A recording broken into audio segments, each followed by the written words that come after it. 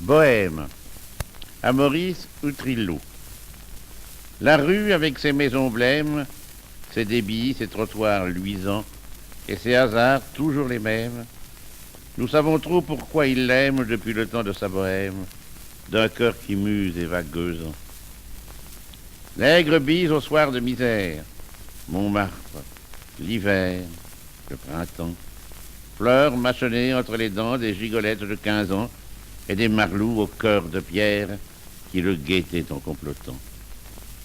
Sous le métro de la Chapelle, près des Garnis, à 25 sous, c'est toujours lui, cet homme sourd qui bat les murs et qui appelle on ne sait qui dans on ne sait tout. Son étoile était de la fête. Il la voyait dans le ruisseau, trembler comme un regard de bête battue et portant bas la tête, sous les coups qui tombent d'en haut, sans se douter que c'était cette pauvre étoile, dans le ruisseau qui le suivait comme un poète. Une nuit, il la ramassa, et l'essuyant contre sa manche, s'aperçut bien qu'elle était blanche, mais ne brillait pas tant que ça.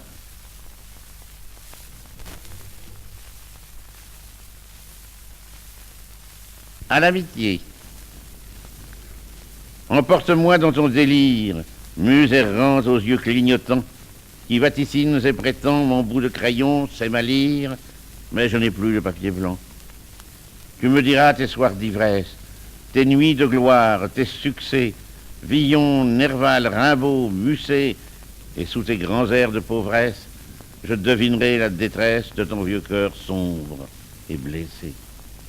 Tu me raconteras Verlaine, son absinthe au petit matin dans ce bar des grands Augustins d'où l'on voyait couler la Seine. Moustache en croque et cheveux teints, Moréas, fier de son monocle, qui pérorait du haut d'un socle pour un cœur d'antique Catan.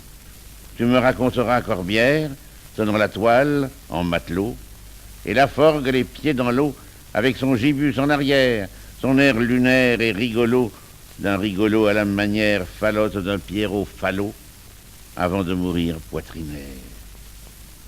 Un chien nous suit en gémissant. On dirait presque un chien d'aveugle. Sur la Seine, un remorqueur beugle. Mais quels sont ces autres passants qui vont piteux, honteux, grotesques, et qui, sur le pavé glissant, enchevêtrent une arabesque à la fois navrante et burlesque, à contre-cœur, à contre-sens. Regarde, ce sont des artistes. Ils sont allés le long des quais, et le vent les entrechoquait tout en arrachant les feuillets de leurs livres dépareillés dans les boîtes des bouquinistes. Ils ont tous été mes amants, dit la muse en levant la tête.